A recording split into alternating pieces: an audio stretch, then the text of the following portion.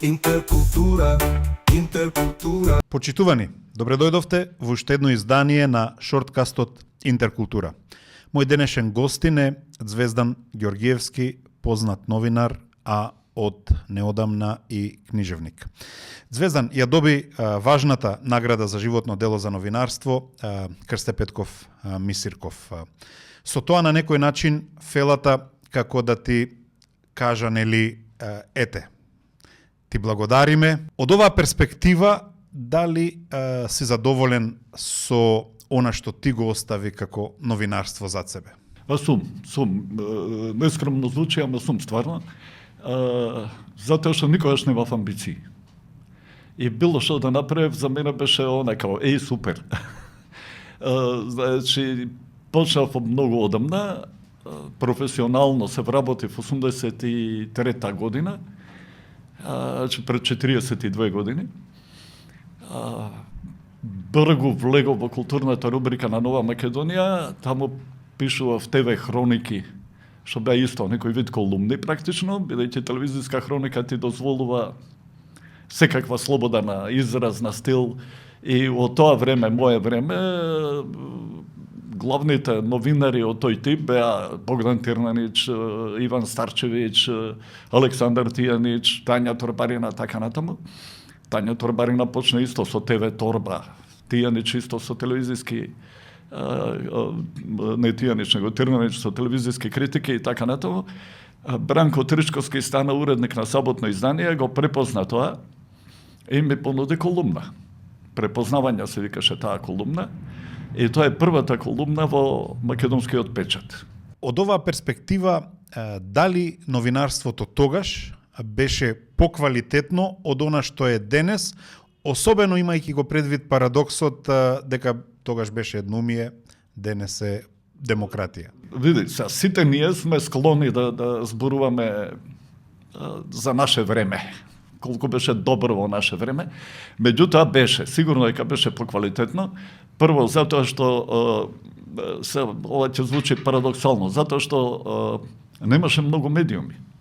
И ти да влезеш во Нова Македонија не беше лесно. Значи, јас кога конкурирав, имаше 420 луѓе што конкурираа за 5 или 6 работни места.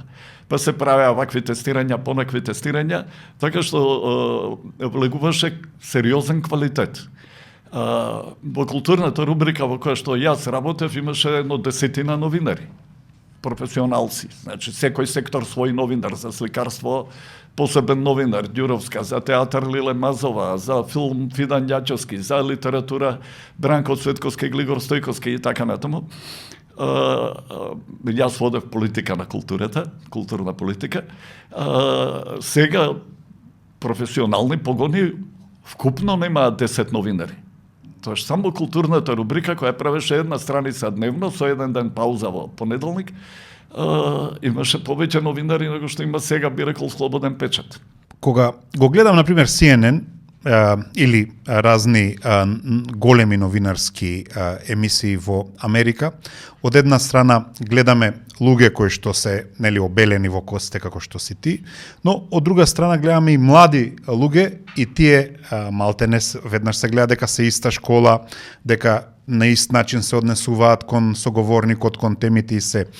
Дали ти сметаш дека на некој начин ти и припаѓаш на една генерација која што одумира, која што завршила, или меѓу младите новинари може да се види дека некој што ги практикува не вредностите толку, но начинот на пишување како вие што пишувавте, како ти што пишуваш? Јас сум дефинитивно стара школа. Значи, јас сум растен на олово, на линотипери во весник, јас сум исклучиво од печатени медиуми новинар. Ова сега се што е ново, мене ми е повеќе или помалку туѓо. Меѓутоа, мене проблемот во македонското новинарство ми е токму тоа, што немаме погон, сериозен. Значи, медиумите живеат од реклами. Информацијата е скапа. Да се направи сериозен медиум е скапа работа. Значи, треба да ми платиш телефон, струја, службено патување, дописници да имам некаде, да дневници и така натаму. Кај нас се научивме човек медиум, има и мобилен телефон и ти имаш медиум, и можеш да информираш, како да кажам, и информацијата е бесплатна. Не е бесплатна. Информацијата е стока, роба како секоја друга, и ако ја платиш поскапо, биди убеден дека добиваш поквалитетна. Ако ја платиш поевтино, добиваш бофл. Ако е бесплатно, добиваш ништа. Ако, значи, од тие времења, еве CNN го спомна, имаше Хенри Луц, еден легендарен главен уредник на Time, што дури студирав јас. Тој велеше вака: весникот ќе те го уредуваат или читателите, или маркетингот фирмите, или политиката. Ако сакаш читателите да ти го уредуваат, ќе го продаваш по цена која чини. А ако сакаш да ти го уредуваат фирмите, ќе им се продадеш на фирмите. И тогаш веќе ти не си средство за информирање на твоите читатели, него си пропагандно средство на тој што те плаќа. Исто и со политиката. Ако те плаќа политиката, ти ќе работиш за неја. Во денешна македонска медиумска сфера препознаваш ли, да речеме, медиуми кои што на некој начин ги задоволуваат твоите поими за медиум, а од аспект и на оваа етика која што сега споменуваш? Има, се разбира, и тоа е пак врзано со начинот на финансирање. Значи, не знам сега како ќе ги удари ова со USAID и со вие политики на Трамп, да не ги квалификувам какви се. Значи, ИРЛ, Призма, кај што сум јас колумнист, тој Збирн, 360 степени и така натаму. Тие што се независни од финансирање од домашната, да кажам, од домашниот пазар, тие се добри. Тие се квалитетни. Мене многу ми се допаѓа како работат. Значи, ги почитуваат баш етичките стандарди, професионализмот. Лесно ми е да ги читам нивните текстови, тоа е многу важно. Не го полнат просторот по секоја цена, значи не им е важен број на кликови, не прават, не знам, оние кликбајтови или како веќе се вика тоа, не ги лажат луѓето. Дали сегашното новинарство, посебно во Македонија, може да ги надмине овие комплексности на хибридните закани, на дезинформациите, на лажните вести, ги има се помасовно, а од друга страна толку е тешко да се одбраниме и да ги разграничиме?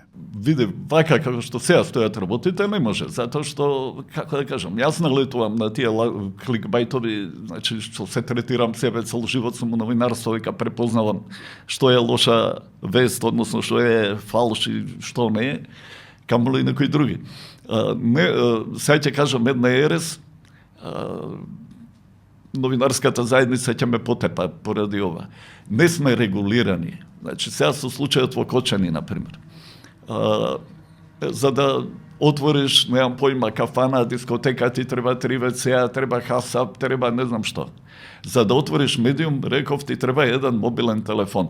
Медиум може војна да направи. Ние сме барем сведоци или повозрасните како влијаја медиумите во југословенските војни и што правеа се.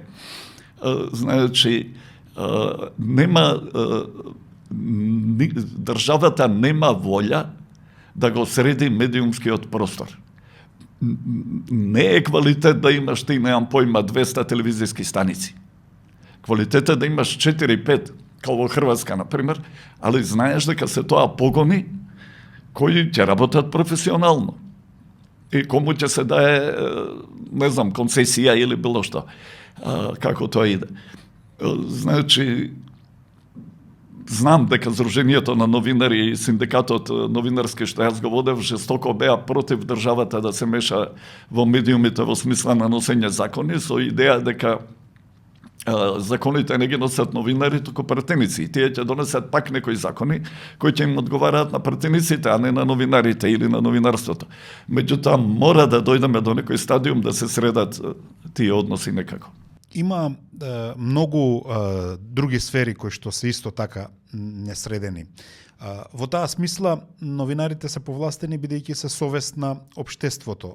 Можат ли тие да извршат поголем притисок врз политичарите, за да им создадат услови кои што се фер, бидејќи испаѓа дека политичарите секогаш имаат конфликт на интереси, бидејќи сакаат да стават и своја рака и да ги натераат новинарите да не бидат непристрасни. По теорија и по дефиниција, да, за тоа служи новинарството, за вршење некаков притисок и всушност да ги прави работите подобри. Тоа е една од функциите на новинарството. Меѓутоа, работата е во тоа што и новинарските интереси се поделени.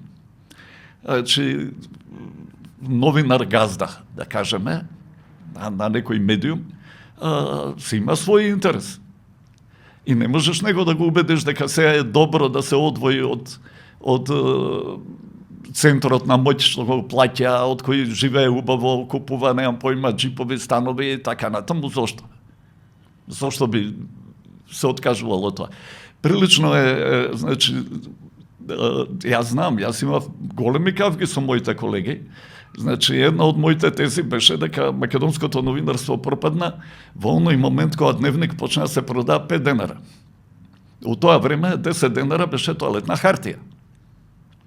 А весникот кој имаше и повеќе хартија од тоалетна хартија, кој има фотографии, кој има печатење, кој има лектор, кој има коректор, кој има новинари, кој има свашта, се продава подолу. И со Миле Јовановски, драг пријател и колега, нон-стоп се каравме околу нашите резони. Тој одеше со таа приказна дека ќе се покрие преку маркетинг. Меѓутоа, маркетингот ќе те покрива, дури му одговараш. Кога не му одговараш, нема да те покрие. Граѓански, еден прекрасен весник што го формира Миле, што го објави неделник, го продаше за 10 денара. Тој весник, реална цена, значи без ќар, му беше 50 денари. Не му објаснував дека профилот на тој весник, на луѓе што ќе го купат тој весник, не им е проблем да дадат 50 денари неделно или 10 или 20 денара таа недела. И секојаш добивав одговор, не, ти не ја разбираш економијата. Дали новинарството е слободно во овие сложени услови кои што еве вака ги опише? Види, значи не знам да одговорам. Јас имав во мојата професионална кариера разни судари, соуредници, поради некои причини, дури би рекол повеќе пријателски. Значи, сум нападнал некој другар на мојот главен уредник, што бил директор на некоја фирма. И тоа е тргнато, да кажеме, поради тоа што овој не може да му излезе на очи пред другарот, како не успел да го тргне текстот.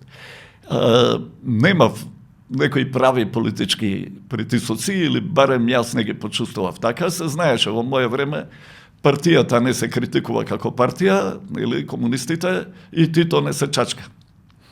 А ако нападнеш некој директор, ти си уште и добар, бидејќи беше многу мода критика и самокритика, ти си добар затоа што го поправаш самоуправувањето, социјализмот и така натаму. Така да ја бев прилично лабав во опишувањето. 2010 кога пропадна Глобус, мојата последна професионална редакција, јас сум слободен новинар, фриленсер, тоа е име за новинари без работа, нели? Така да бев сам свој газда, сам свој уредник, сам свој овакво, и бирав. Немаш тука многу можности за бирање, меѓутоа сам се ги поставував своите црвени линии. До каде? Многу е важно, сега правам дигресија за новинарите, ако некој млад новинар слуша, да не влегуваат во пријателски односи со своите извори на информирање. Да бидат добри, да бидат све уредо, ама да не бидат на фамилија, да не бидат на одиме дојдеме, да не седат у кафани да пијат пиво, пошто е многу потоа потешко да го критикуваш тој човек. Интеркултура.